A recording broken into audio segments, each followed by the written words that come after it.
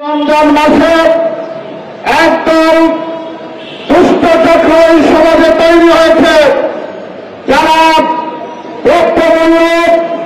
বাড়িয়ে দিয়ে রমজান মাসে